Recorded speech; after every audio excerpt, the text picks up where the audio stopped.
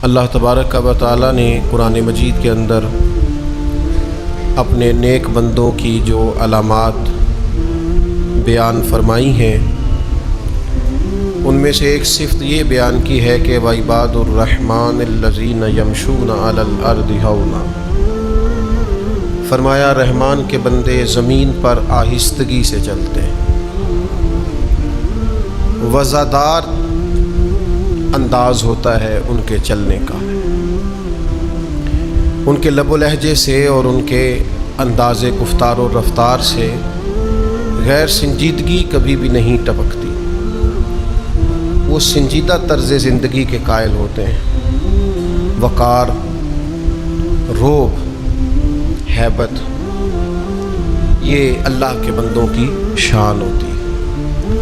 میں اور آپ جس معاشرے میں وقت گزار رہے ہیں اس میں ہم دیکھتے ہیں کہ آہستہ آہستہ غیر سنجیدگی بڑھتی چلی جا رہی ہے، ہر آدمی کو لطیفے سنانے کا شوق ہے، الا ماشاء اللہ، اپنی طرف متوجہ کرنے کے لیے لوگ ایسی گفتگو بھی کرتے ہیں جو ان کی شخصیت کے ساتھ میچ نہیں کرتی،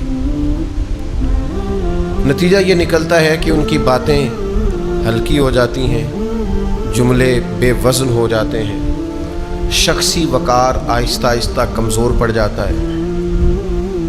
اس کا نقصان یہ ہوتا ہے کہ جن لوگوں کی تربیت اس کے ذمے ہوتی ہے، جن لوگوں کی ٹریننگ کرنا اور جن لوگوں کے اوپر نگرانی کرنا اس کے ذمے ہوتا ہے، وہ ساری شخصیات اور وہ سارے لوگ خاص کمزوری کا شکار ہونے لگ جاتے ہیں۔ آپ دیکھیے نا کہ اگر باپ کا وقار ہی نہ ہو، اس کا کوئی ڈر اور کوئی روب ہی نہ ہو، اور والد سے کوئی شخص کسی طرح سے حیا ہی نہ کرے، محبت اپنی جگہ پہ، لاڈ پیار اپنی جگہ پہ، لیکن اگر آپ کی کوئی شخصی وجاہت ہی نہیں ہے تو اس کا لازمی طور پر نتیجہ یہ نکلتا ہے کہ جن لوگوں نے بعض کام، جن اولاد نے جو بعض کام اپنے والد کے ڈر کی وجہ سے چھوڑنے ہوتے ہیں، وہ کام وہ نہیں چھوڑتے، کیونکہ کوئی وقار ہی نہیں ہے، کوئی وزاداری نہیں ہے، کوئی لب و لہجے میں سنجیدگی نہیں ہے۔ اسی طرح کا معاملہ استاد کے ساتھ ہے، اگر استاد اپنا وقار ہی قائم نہ رکھے، اپنے اور شاگرد کے درمیان مناسب فاصلہ ہی نہ رکھے، وہ ساری گفتگو اور وہ ساری باتیں جو اسے اپنے بے تکلف دوستوں کے ساتھ بھی پورے طور پر نہیں کرنی چاہیے، وہ ساری باتیں وہ اپنے شاگردوں کے سامنے کھول دیں، تو اس کا کوئی وقار قائم نہیں رہے گا، کوئی سنجیدگی اس کی باقی نہیں رہے گی۔ یہی حال ایک شیخ کا ہے، اس کا مناسب فاصلہ ہونا چاہیے مریدوں سے، کیونکہ اگر وہ اس کا احترام ہی نہیں کریں گے، اگر وہ اس وزاداری کے ساتھ اسے قبول ہی نہیں کریں گے تو اس سے تربیت اور فیض کیسے پائیں گے؟ تو وقار کا ہونا، شخصی وجاہت کا ہونا، اس طرح کا کوئی کام نہ کیا جائے جس سے شخصیت رسوا ہو جائے، کمزور پڑ جائے، جس سے انسان کی وزاداری کو ٹھیس پہنچے۔ امام طبرانی حدیث لائے ہیں، نبی پاک صلی اللہ تعالی علیہ وسلم نے فرمایا کہ جو بلا وجہ اپنے آپ کو ذلت والی جگہ پر پیش کرے، حضور فرماتے ہیں وہ ہم میں سے نہیں ہے، بغیر کسی ضرورت کے تو نے اپنے آپ کو رسوا کیا، رسوائی والے مقام پہ کھڑا کیا۔ اور یہ بھی یاد رکھیے گا کہ شرافت اور بزدلی میں بھی فرق ہوتا ہے، ملنسار اور ہوتا ہے لیکن اپنے آپ کو رسوا کر دینے والا اور ہوتا ہے۔ آپ درگزر کریں 100 دفعہ کریں، لیکن تکبر کرنے والا، غرور کرنے والا اور اپنے مزاج میں سختی رکھنے والا، تکبر کرنے والے کے سامنے ڈٹ کے رہنا، یہی عاجزی ہے۔ ہاں، عرب کے کفار مسلمانوں کے خلاف اپنے آپ کو بہت بڑی جمعیت سمجھتے تھے، تو اللہ کے رسول نے مسلمانوں کو یہ تعلیم دی صلی اللہ تعالی وسلم کہ جب تم طواف کعبہ کرو گے تو تم 3 چکروں میں ذرا اکڑ اکڑ کے چلو گے، ان کو پتہ چلے کہ مسلمان کوئی اس طرح کا معاملہ نہیں ہے۔ آپ محبت کرنے والوں کے لیے پوری طور پر عاجزی کریں، لیکن اگر کوئی شخص ضد کرے پھر اسے کہیں کہ سونے ہنسی تھے آپ بڑے ضدی ہیں، پھر آپ کے لب و لہجے کے اندر کمزوری دکھانا، آپ نے رسوا کیا اپنے آپ کو، آپ نے کمزوری دکھائی ہے۔ آپ کمزوری نہیں دکھائیں، آپ اپنے آپ کو رسوا نہیں کریں. آپ کے اندر ایک خاص قسم کی ہیبت ہونی چاہیے, ایک وزاداری ہونی چاہیے, ایک اٹھنا بیٹھنا ہونا چاہیے, ایک لب و لہجہ ہونا چاہیے, ایک انداز ہونا چاہیے. کچھ لوگوں کا بالکل وقار ختم ہو جاتا ہے. اس کی 2-3 وجوہات ہوتی ہیں. ایک تو بہت باتیں کرنے والے کا کوئی وقار نہیں ہوتا. ایک جو لوگ غیر سنجیدگی دکھاتے ہیں زندگی میں, ہر معاملے میں مشورہ دینا, جہاں بنتا نہیں وہاں بھی دینا, ان لوگوں کا کوئی وقار نہیں رہتا. ایک جو لوگ حریص ہوتے ہیں, لالچی ہوتے ہیں, ان کا کوئی وقار نہیں ہوتا. ایک وہ لوگ جو بخیل ہوتے ہیں, کنجوس, جس طرح لالچی کا کوئی وقار نہیں ہوتا اس طرح کنجوس کی بھی کوئی عزت نہیں ہوتی. بخیل کا بھی دنیا میں کوئی وقار نہیں ہوتا. اسی طریقے سے جو آدمی اپنا منصب نہ پہچانے, بچپن کی گفتگو اور ہوتی ہے, جوانی کا لہجہ اور ہوتا ہے, بڑھاپے کا انداز اور ہوتا ہے, شاگرد کا انداز اور ہے, جب آپ مسند تدریس پر ہیں تو پھر انداز اور ہے. جب آپ اپنے منصب کو ہی نہ پہچانے تو آپ کا کبھی کوئی وقار بن سکتا؟ اگر آپ پہچانے تو صحیح. اب کسی نے کہا تھا ظاہر کوے جنا آہستہ چل, تو اپنی شان تو دیکھ, تو مدینے آیا ہوا ہے, وہ دیکھ آیا ہے کہاں, آہستہ چل.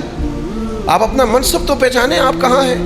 اگر آپ اپنا منصب نہیں پہچانتے, مجھے بڑی اچھی طرح بات یاد ہے, ایک جگہ ہم لوگ بیٹھے تھے تو ایک بزرگ نے ایک بچے کو مذاق کیا, اور وہ ذرا ان کی شخصیت کے مطابق نہیں تھا, اور وہ گفتگو بھی ایسی تھی کہ جو مطلب لوز گفتگو تھی. وہ چاہیے نہیں تھا کہ وہ شخص ایسی بات کرتا. اس بچے کو ان لفظوں سے مذاق کیا, پھر جو اس بچے نے رد عمل دیا وہ اس سے بھی زیادہ برا تھا. تو بزرگ کہنے لگے تجھے تمیز نہیں ہے, تو جواب کیا دے رہا ہے؟ میں نے ان سے کہا آپ ناراض تو ہو گئے ہیں, لیکن شروعات کس نے کی تھی؟ یہ اینٹ کس نے رکھی تھی؟ جی میری تو طبیعت ایسی ہے. تو میں نے کہا پھر آج آپ کو آپ کی طبیعت کا جواب مل رہا ہے تو قبول فرمائیے. آپ کا وقار ختم ہوگا. اور باوقار لوگ کون ہوتے ہیں؟ کم گفتگو کرنا, جو اللہ نے گھر دیا اس پہ راضی رہنا. بعض لوگوں کا مزاج یہ ہے کہ وفادار ہیں, جو اللہ نے دیا اس پر راضی ہیں, کوئی ہرس نہیں کوئی. اور ایک اور بات بھی, محنتی بندہ وفادار ہوتا ہے, باوقار ہوتا ہے. جو فارغ پھرتے ہیں نا, دوسروں کے سہارے جیتے ہیں, وہ وفادار نہیں ہوتے. محنت کرنے والا, مشقت کرنے والا آدمی وہ باوقار ہوتا ہے. آپ یہ انداز دیکھیے نا, نبی کریم صلی اللہ تعالی علیہ وسلم ہمیشہ سادہ لباس پہنتے تھے, سادہ غذا کھاتے تھے, زمین پر بیٹھنا پسند کرتے تھے. معاف کرنا سرکار کا مبارک طریقہ تھا, لیکن وقار اتنا زیادہ تھا کہ صحابہ فرماتے ہیں کہ روب اتنا تھا سرکار کا کہ جو اچانک دیکھتا تھا نا وہ مرعوب ہو جاتا تھا, اس پر روب طاری ہو جاتا. لوگ اچانک دیکھتے تو کانپنے لگتے. اور نبی پاک علیہ السلام فرماتے ہیں میرے رب نے میری روب کے ساتھ مدد کی ہے. فرمایا ابھی میں 1 مہینہ دور ہوتا ہوں تو میرا دشمن مجھ سے ڈر رہا ہوتا ہے. 1 مہینہ لگے گا دشمن تک پہنچنے میں, 1 مہینے کا سفر ہے ابھی, تو مہینہ پہلے میرا دشمن مجھ سے کانپ رہا ہوتا ہے. کیوں کہ میرے رب نے روب کے ساتھ میری مدد فرمائی. غیر اس طرح ڈرتے تھے, اور اپنوں کا حال یہ تھا, اپنے ادب کرتے تھے. ان کی کیفیت کیا تھی کہ صحابہ فرماتے ہیں ہم حضور کی بارگاہ میں یوں بیٹھتے تھے جیسے ہمارے سروں پہ پرندے بیٹھے. فرماتے تھے کہ پرندہ بیٹھا ایسے ذرا ہلے تو اڑ جائے گا. فرماتے ہیں سوائے سیدنا صدیق اکبر کے اور جناب عمر فاروق کے کسی کی جرت ہی نہیں ہوتی تھی نبی پاک سے کلام کر سکے. خود مولا علی شیر خدا جو پلے ہی آگوش نبوت میں ہے, جو رہے ہی کا شونہ نور میں ہے, حضرت مولا علی رضی اللہ تعالیٰ عنہ فرماتے ہیں مجھے نبی پاک سے کوئی سوال کرنا ہوتا تھا نا, حالانکہ سرکار تو بیٹھے ہیں مسجد شریف میں, بالکل عام زمین پہ چٹائی پہ تشریف فرمائے, تو فرماتے مجھے کچھ سوال کرنا ہوتا تھا تو مہینوں لگ جاتے تھے, میں نبی پاک سے پوچھتا نہیں تھا, مجھے حیا آتی تھی, روب طاری ہوتا تھا, میں حضور سے پوچھوں. یہ سرکار کا روب دبدبا. اعلیٰ حضرت فرماتے ہیں تیرے آگے ہیں یوں دبے لچے فصحا عرب کے بڑے بڑے, کوئی جانے منہ میں زبان نہیں, اور نہیں بلکہ جسم میں جان نہیں, اور کروں تیرے نام پہ جان فدا. نہ بس ایک جان 2 جہاں فدا, میرا 2 جہاں سے بھی نہیں جی بھرا, میں کروں کیا کروڑوں جہاں نہیں. تو حضور کا دبدبا, نبی پاک کی وجاہت, सरवर कायनात अलैहिस्सलाम का रोब अपने मिजाज में शख्सी वजाहत पैदा करें। पाकिस्तान एक एटमी ताकत है, अल्लाह के फजल से अपना एक वक़ार रखता है, लेकिन हमारे हुक्मरानों ने गली गली मांग के ना, पहली इस्लामी एटमी पावर है पाकिस्तान, लोग डरते हैं, लेकिन वो अपने मिजाज से वज़ादारी ख़त्म करके, आप यकीन करें कि मैं मुल्क से बाहर मुझे जाना था तो मैं वहाँ अपने कागजात एम्बेसी से जमा करा के वापस लौट रहा था, तो मुझे बड़े सियाने सियाने लोग वहाँ मिले और अमीर अमीर घरों, तो मुझे कहने लगे कि कोई वजीफ़ा बताएं, बाहर का वीज़ा लग जाए। मैंने कहा सारी किताबें पढ़ी हैं, बाहर जाने वाला वजीफ़ा ही कोई नहीं किताब आई थी। तो उनके तो दसिए कोई वजीफ़ा है ही नहीं ऐसा। आप क्यों इतने, ये 2024 में 7 लाख पाकिस्तानी मुल्क छोड़ के चला गया, इतने कमज़ोर बनने की क्या ज़रूरत? आप इतने कमज़ोर ना बने, अपना वक़ार नहीं गड़बड़ करें, आप तरसे नहीं, आपका लहजा इस तरह का नहीं होना चाहिए कि उसके अंदर कमज़ोरी हो। खुदा जाने बुलंदी है कि पस्ती पर जहाँ मैं हूँ वहाँ कोई नहीं है। आप अल्लाह की रज़ा पे राज़ी हो, अपने आप को वज़ादार रखें, अपनी शख्सी लबो लहजे को, मिठास को हमेशा कायम रखें। आपका विकार कभी भी ख़राब नहीं होना चाहिए, वज़ादारी के अंदर कभी भी कमी। कुछ लोग हमारे पास लेके आ जाते हैं कि ये बंदा क्लिप में ये बात कर रहा है तो आप इसका जवाब दें, तो मैं कहता हूँ इसका स्टेटस ही नहीं है हम इसके साथ बात करें। यार को मतलब दुश्मन भी तो बंदे का पुत्र होना चाहिए ना। अब हर एक से दुश्मनी हमारी इससे बनती है, शिकस्त खाए किसी से तो शर्म से पानी पानी हो, और दुआ करो कि दुश्मन भी खानदानी हो। अब बंदा मुकाबिल, इसको बंदा अपना मुकाबिल समझ ले, ये हमारा स्टेटस नहीं है। आपकी वफादारी के खिलाफ आपका एक शख्सी विकार होना चाहिए, आप उस विकार को समझें। तो याद रखिएगा कि कभी भी आप अपनी शख्सी वकार को गड़बड़ नहीं होने देंगे, आप अपनी वफादारी को कायम रखें। आपके लबो लहजे में यानी भूख बर्दाश्त करने की आदत होनी चाहिए, गरीबी में जीने का मज़ा होना चाहिए। आपको जिस मकाम पे रब ने रखा है उस मकाम पर आपके अंदर बुर्दबारी, तहम्मुल, सब्र होना चाहिए। आपके अंदर वो सारी चीज़ें होनी चाहिए जो आपकी शख्सियत को, और अगर आप ये नहीं करेंगे आपका विकार ख़राब हो जाएगा। आपकी वफादारी कायम रहनी चाहिए। आप थोड़ा हौसला करें, आप थोड़ा अपने अंदर वो चीज़ पैदा करें जो एक मोमिन की शान है। हज़रत हसन बसरी रहमतुल्लाह अलैह फरमाया करते थे कि विकार तो ईमान का हिस्सा है, शख्सी वकार ये ईमान का हिस्सा है मोमिन का अपना। क्यों? इसलिए कि नबी पाक अलैहिस्सलाम ने बैतुल्लाह शरीफ में खड़े होकर खाना काबा को देख के फरमाया था, काबे तेरी बड़ी शान है पर मेरे मोमिन की शान काबे से भी ज़्यादा है। ये तिरमिज़ी में हदीस मौजूद। तो जब आपका इतना बड़ा वकार और स्टेटस है तो फिर आपको नहीं चाहिए कि आप अपने आप को ज़िल्लत और रुसवाई की जगह पे खड़ा करें, आप जानबूझ के अपने आप को कमज़ोर करें, आप अपने लबो लहजे के अंदर ऐसा कुछ भी ना पैदा करें जिससे महसूस हो कि अल्लाह ने जो आपको शख्सी इज़्ज़त दी है, जो वकार दिया, वो वकार कमज़ोर पड़ गया है। ये काम ना करें। अल्लाह ताला ने रसूलुल्लाह सल्लल्लाहु ताला अलैहि वसल्लम को बड़ा ही वकार अता फरमाया, हुजूर को अल्लाह ने बड़ी शान अता फरमाई। हज़रत कीला बिन मखरिमा रज़ियल्लाहु ताला अन्हा एक सहाबिया हैं, वो फरमाती हैं कि हुजूर एक जगह बैठे थे, अल्लाह के हुजूर कुछ इबादत और वज़ाइफ में और ज़िक्र अज़कार में मशगूल थे, तो मैं हुजूर के पीछे बैठी थी। तो फरमाती अचानक मेरी हुजूर पे नज़र पड़ी तो मेरा जिस्म कांपने लगा रोब के साथ। नहीं, आपने अभी पूरी बात पर गौर नहीं किया। कहती मैं चेहरा नहीं देखा था, मैंने पुश्त देखी थी तो मैं रोब से कांपने लगी। तो फरमाते मैं देख रही थी और मैं कांप रही थी, तो एक सहाबी हुजूर की आली मरतबत बारगाह में अर्ज़ करने लगे, या रसूलल्लाह से तो बर्दाश्त ही नहीं हो रहा, तो कांप रही है। तो फरमाती सरकार ने फिर भी मेरी तरफ रुख नहीं किया, उसी तरफ चेहरा करके हुजूर फरमाने लगे, ओ मिस्कीन बीबी ज़रा इत्मीनान से बैठ, ज़रा हौसला कर। मैं ये लफ्ज़ हदीस में नहीं है पर मेरा ज़ौक़ कहता है, यानी करीम कह रहे हैं हौसला कर, अभी तो तूने पुश्त देखी है, इबादत से जो मेरे चेहरा वद्दुहा पे नूर चढ़ा अभी तो तूने वो नहीं देखा।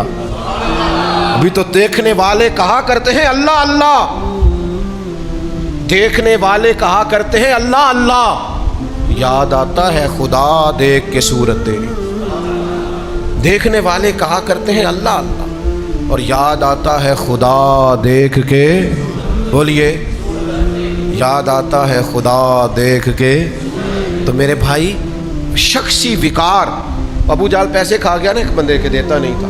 تو مکے کے دن تھے جب ابھی تھوڑے سے مسلمان تھے، تو اس نے آ کے حضور سے کہا یا رسول اللہ میرے پیسے نہیں دیتا. تو فرمایا میرے ساتھ چلنا. تو کافروں نے بھی ایک بندہ ساتھ بھیج دیا، دیکھو وہاں کیا بنتا ہے. تو سرکار نے جا کے ابو جہل کے دروازے پہ دستک دی، باہر آیا. میں اس غریب کے پیسے کھا گیا تو شخص کہتا ہے حضور کے لہجے میں اتنا جلال تھا کہ ابو جہل نے کانپنا شروع کر دیا. تو اس کے پیسے؟ تو کہتے ہیں ہانپتا کانپتا پیسے لے کے آیا. بعد میں سرداروں نے کہا تو بڑی ڈینگے مارتا ہے. اور اب یہ کہ کانپتا ہوا پیسے لے کے آیا. کہنے لگا وہ آئے تھے تو مجھے لگا ان کے ساتھ کوئی طاقتیں ہیں، میں ڈر گیا. تو میرے بھائی نبی کریم علیہ السلام کو اللہ نے وجاہت عطا کی، حضور کو اللہ نے وقار دیا، رعب دیا، دبدبا دیا. مسلمان کو یہ چاہیے کہ اپنے وقار پر کبھی سودا نہ کرے، اپنے انداز پر کبھی سودا نہ کرے، اپنے لب و لہجے پر کبھی سودا نہ کرے، اپنی خودداری پر کبھی سودا نہ کرے. یعنی صحابہ کا یہ مزاج تھا کہ گھوڑے پر بیٹھے ہیں، ہاتھ سے درہ گر گیا ہے تو وہ کسی کو نہیں کہتے تھے یہ درہ اٹھا دے، وہ گھوڑے سے اترتے تھے اور درہ خود اٹھاتے تھے. یہ وزاداریاں، یہ خودداریاں، یہ عزت نفس، یہ مزاج، یہ اللہ تعالیٰ نے مومن کو شان عطا کی. میں دیکھتا ہوں کہ پارٹیاں ڈھونڈنا اور کسی کو کھانا ڈال کے راضی ہونا اور فلاں کو آج میں نے لوٹ لیا اور فلاں جگہ، ہمارے تو محفلوں میں یہ کام ہونے لگ گیا کہ وہ جی میں جی بڑی محفل بڑی لوٹ کے لے آندی میں آج. تو میں نے کہا اللہ کے بندے محفل کو تو کچھ دینا چاہیے، تو لوٹ کے لے آیا ہے، کمال ہو گیا. وہ شخصی وجاہت. مجھے ایک بات بتائیے، اتنا بڑا آدمی کہ سینکڑوں لوگ، ہزاروں لوگ اس کا نام اشتہار پہ دیکھ کر دوڑے چلے آئے کہ میں نے اس کی گفتگو اور تقریر سننی، اور لوگوں کو جگہ نہ ملے بیٹھنے کی، لوگ کھڑے ہو کے کوئی کسی جگہ چھتوں پہ چڑھ کے ادھر ادھر لوگ بیان سننے کو حاضر ہو. معیار یہ ہو کہ لوگ چھٹیاں لے کے ڈیوٹی سے آئیں کہ مجھے اس آدمی کی گفتگو سننی. یہ اللہ رسول صلی اللہ علیہ وسلم کی جو بات بتاتا ہے وہ مجھے بڑی محبوب ہے. لوگ اس کو بہت بڑا آدمی سمجھ کر اس کی گفتگو سنیں، تقریر سنیں، بات سنیں، بات سنیں، اور جب سن رہے ہوں تو ان پر کیفیت بھی طاری ہو. کوئی آنسو پونچھ رہا ہو، کوئی درد سے رو رہا ہو، کسی کا سینہ محبت رسول کے ساتھ پورے طور پر چھلک رہا ہو. اتنے خوبصورت منظر، اتنے خوبصورت لب و لہجے کے بعد دنیا چلی جائے اور وہ میزبان سے سٹیج کے پیچھے جھگڑا کر رہا ہو کہ میں تو کیا سی 70,000 لینا ہے، تو اس 60 کو دے رہے ہو. تو مجھے بتاؤ نا، اس نے اپنے شخصی وقار کا خیال رکھا ہے؟ وہ ہزاروں کے مجمع میں جو بیٹھ کے اللہ رسول کی بات کر رہا تھا، تو کیا یہ اس کی شخصیت کے مطابق ہے کہ وہ جھگڑا کر رہا ہے کہ مجھے اتنے پیسے چاہیے؟ میں اپنے دوستوں سے کہا کرتا ہوں اپنے شخصی وقار کو آپ نے کبھی خراب نہیں ہونے دینا، کبھی اپنے لب و لہجے میں کوئی ایسی بات نہ پیدا ہونے دیں. کبھی یہاں ایک صاحب آ گئے، مجھ سے ٹائم لے کے چلے گئے. جب ہم ان کی محفل میں گئے تو وہ کہنے لگے کہ ہمارے پتہ نہیں کتنے عمرے کے ٹکٹ ہیں، تو ہمیں اعلان کرنے لگے ایک ٹکٹ آپ کا بھی ہے. میں کہ تسی اور کسی نو دیو، میں آپ ہی چلا جا گا. تو مجھے کہنے لگے مدینے جانے کے لیے بھی آپ منع کر رہے ہیں. میں نے کہا میں مر جاؤں اس دن جس مدینے سے 2 قدم پیچھے ہٹوں، لیکن خدا کے بندے میرے رب نے کبھی مجھے وہاں بھی بلایا ہے تو عزت کے ساتھ ہی بلایا ہے. تو میں تیری ٹکٹ وہ سپیکر میں تو اعلان کرے، رب کہے گا تجھے اتنی دفعہ بلایا ہے، تو تیرے کوئی اعلان نہیں ہوئے تو رسوا ہو کے کوئی کام کرنے کی ضرورت. آپ اپنے شخصی وقار کا ہمیشہ خیال رکھیں. میرے محبوب پاک سید عالم نور مجسم نبی رحمت صلی اللہ علیہ وسلم کا جو وقار تھا نا، بخاری میں موجود ہے. حضرت انس بن مالک راوی ہیں، کہتے ہیں ایک شخص آیا، اچانک نبی کریم کو دیکھا تو کانپنے لگا. تو حضور نے فرمایا کیا ہوا؟ وہ ڈر گیا. حالانکہ نہ کوئی ہٹو بچوں کی داستانیں تھی، نہ کوئی 4 رستے میں چنگیاں پڑتی تھیں ان سے گزر کے جانا ہے، نہ کچھ 6 جگہ تلاشی ہوتی تھی، نہ کوئی معاملہ تھا. سادہ سا لباس، لگے جو مزدور شاہ ایسا، نہ دھن نہ دولت سربراہ ایسا، عرش نشیں کا زمین پہ گھر ہے، میرا پیمبر عظیم تر ہے.